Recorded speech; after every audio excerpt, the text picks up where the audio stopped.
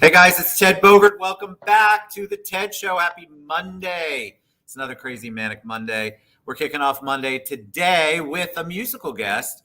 I have Joe James with us. The Morning Will Come is the title of the show. We have to talk about that.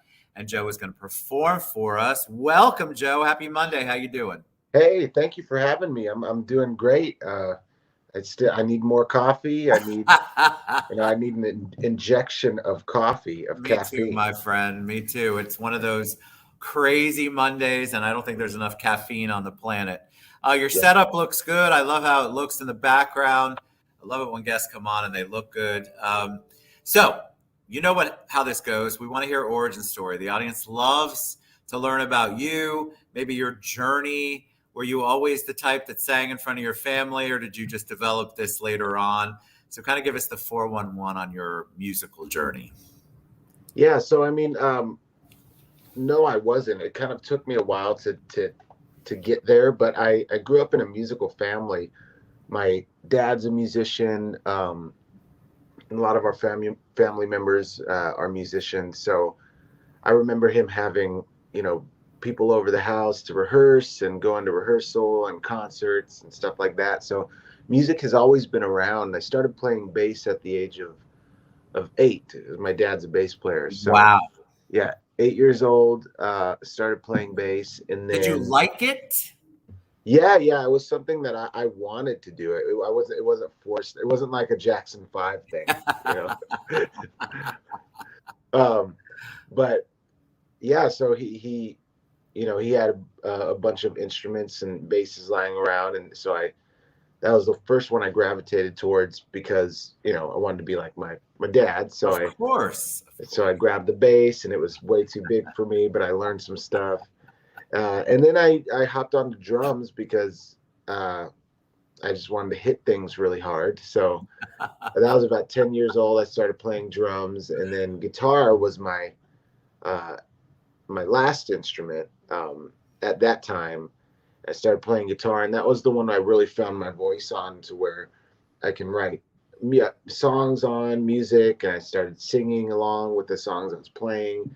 Um, because it was kind of weird to do it on bass with just the one note, or drums. Well, so this was the one I was like, oh, you can make some songs with this thing. And so I started, learning songs with it, and started singing, and really didn't develop my singing until I went to Musicians Institute in Hollywood, California. Um, and What made you decide? When was the turning point where you realized this is something I want to do for my career? This is my passion, my life's goal. Man, I think when I figured out, like, it was it was so much more than just like playing music and being cool and whatever. It was a safe place, and it was a place where I could express myself, and it was all these things and I mean, I wasn't good at anything else either. So I was like, this is the thing I better, you know, really craft and go to school for. Because I can't work on cars or anything like that, and I'm not athletic at all. So yeah, it was like that was the thing that I just knew I wanted to do, and I didn't want to do anything. And still to this day, if I'm not just going to jump into something because it's going to benefit me financially or whatever. It has to be something that I love, and that I'm passionate about, and that means something to me. And so That's music has so always been, important. yeah, and music has always been that for me. Like, I can't imagine my life without it. You What know. was it like? What was it like? It's one thing to have a passion and enjoy what you're doing, but what was it like to go to school for it? Did it take any of that away, or did it help you hone your craft? And did you find a bigger, better passion for it? What was that journey like? It's the same thing with a lot of people who music they decide is their career, and all of a sudden they're making money at what they love to do, and sometimes that marriage isn't always fantastic. How was it for you? Fortunately, I mean, it just broadened my mind with. I mean, it gave me more tools to perform and to play and stuff like that. So I mean, it was a great thing. It didn't mess that whole, passion up for me. It just kind of fueled it, I would say. Um, but I didn't finish school.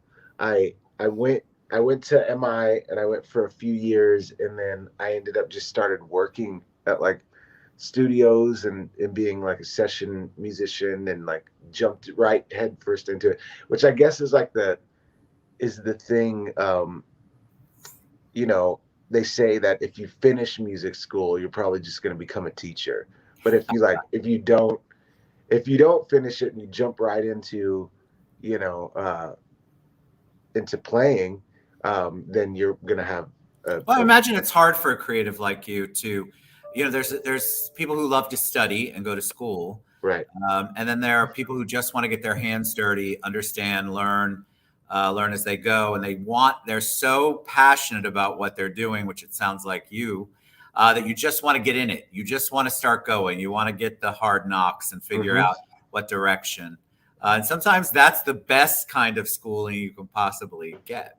Yeah, that kind of trial by fire, right? Where you just like jump head first into it and hope for the best. And luckily for me, it's been a crazy journey, but it's been a good one, and it's a lot of course learning and a lot of great experiences and a lot of bad ones too. But I mean, those kind of they still have crafted my Well, they help. They help you career learn what going. you don't want to do, and Right, then you figure exactly. out ways to not deal with that Yeah. anymore. What was 2020 like for you? How did you?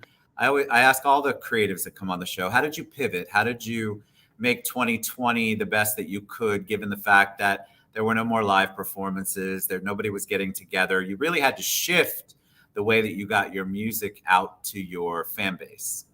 Yeah, obviously it was very strange, but I released an album during that time, so I was working on the album beforehand, um, and then 2020, the pandemic hit, and we were kind of going back and forth on whether we wanted to release the album or not.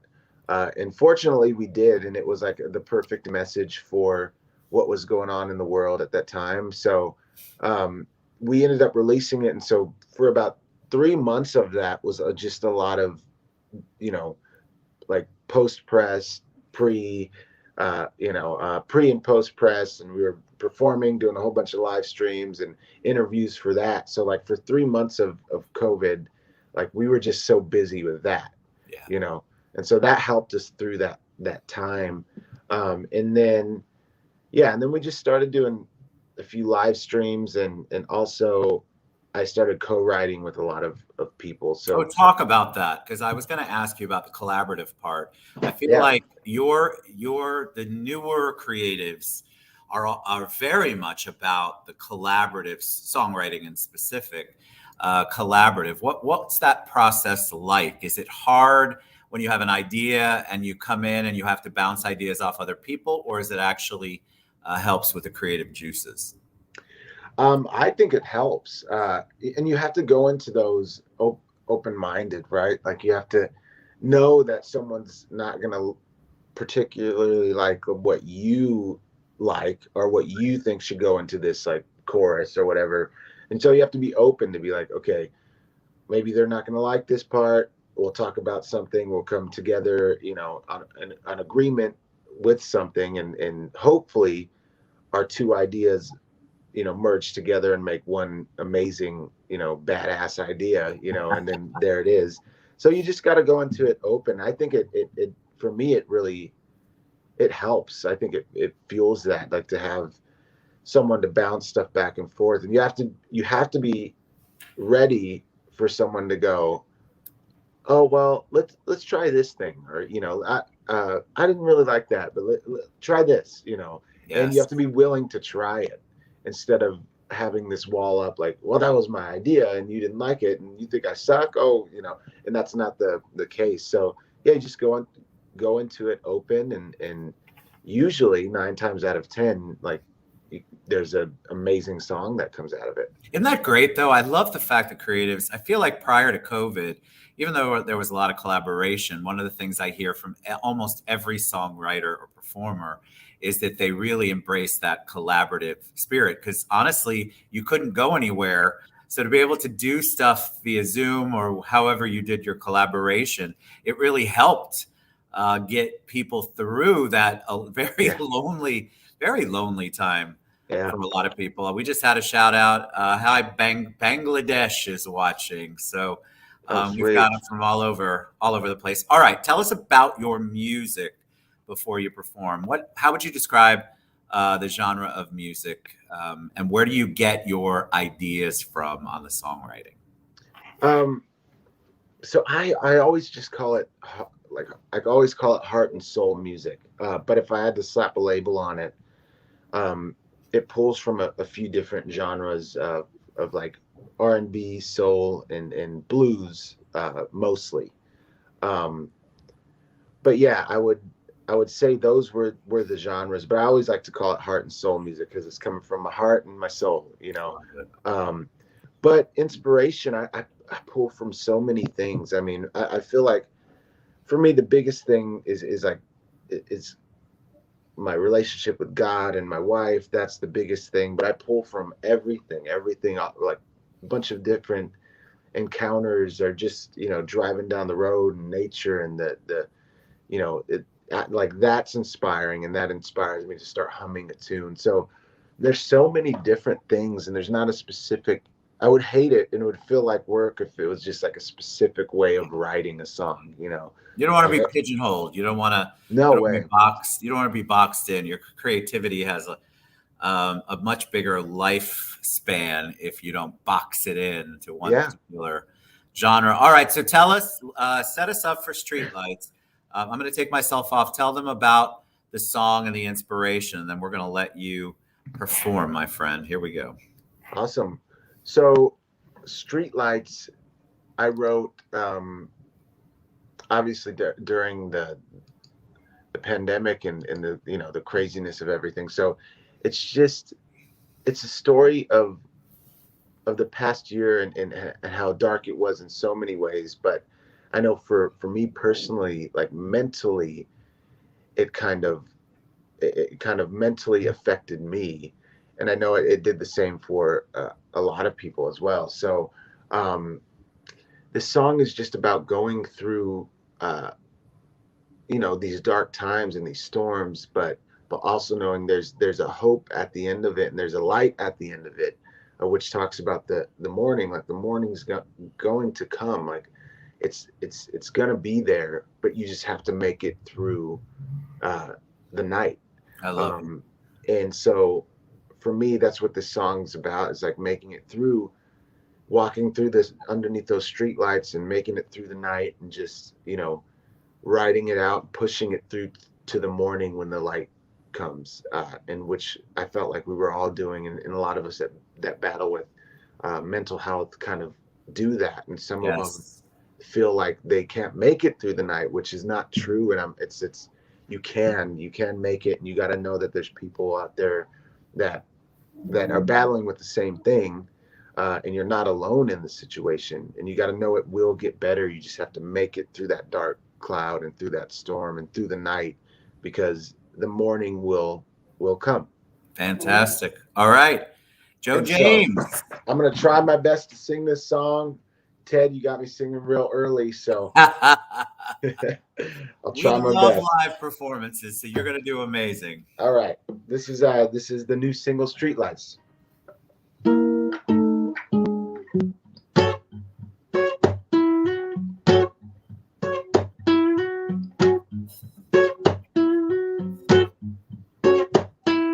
Preacher, preacher, hold on, I got another confession to make.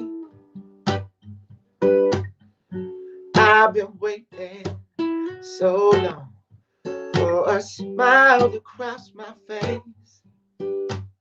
'cause I've been walking underneath the street lights, babe, waiting for the morning, waiting for the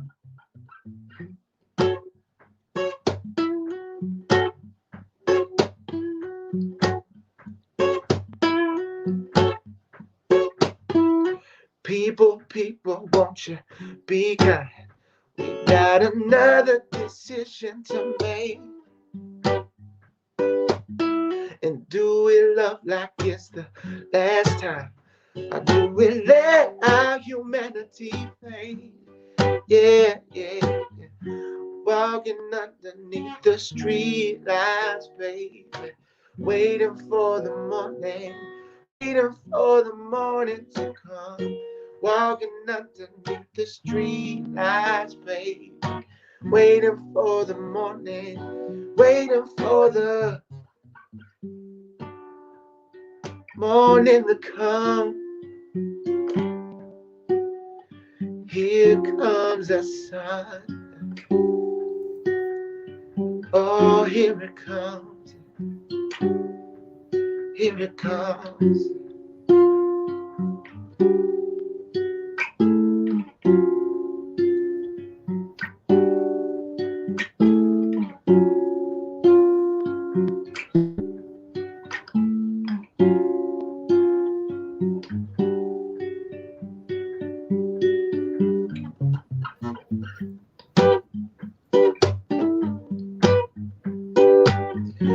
Walking underneath the street lights, baby.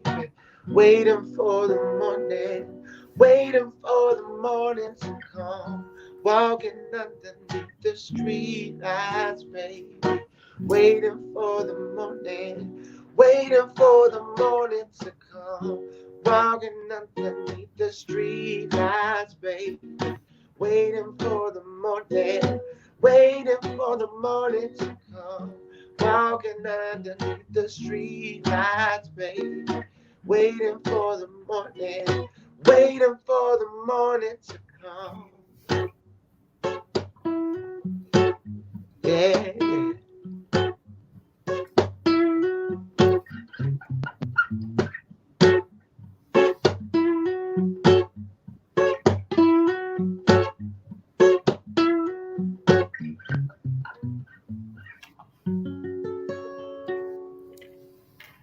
I loved it. All right. So good. That's a great way to kick off a Monday for sure. Yeah. I loved that. You know why I loved it? Because your voice is pure. I loved every second of it. It was wonderful. My voice is as pure as they come right now. I didn't do any warm-ups today. I forgot I was going You to sounded perform. great. And You sounded yesterday I was like, great. I had a church gig in the morning. I had a rehearsal for like 3 hours. And then I totally forgot this morning that I had to sing. I thought I was just like talking to Ted. And I was like, oh, we got to shit, have you sing. I got to That's what we sing too. love. Well, you sounded great. All right. Tell them the best way to find your music, download it, buy it, guys. What's the best way for them to follow you and find out what you have going on and support you? Yeah, so you can check out my website, Joe James Music, which I see it going across the screen, joejamesmusic.com, and that has all my social media stuff, has anywhere you can download and stream my music and the new single Streetlights. So yeah, Joe James Music is the best way. Fantastic. All right, Joe James, you were awesome. Come back anytime. That was amazing. Guys, get out and support these creatives. Joe's an artist. He's got a message. He's got talent. And 2020 was a crazy year for everybody. Let's show him some love in 2021. Thanks, Joe, for being on the show. Thank you, Ted. You were Thanks awesome. for having me. Come back anytime. You guys go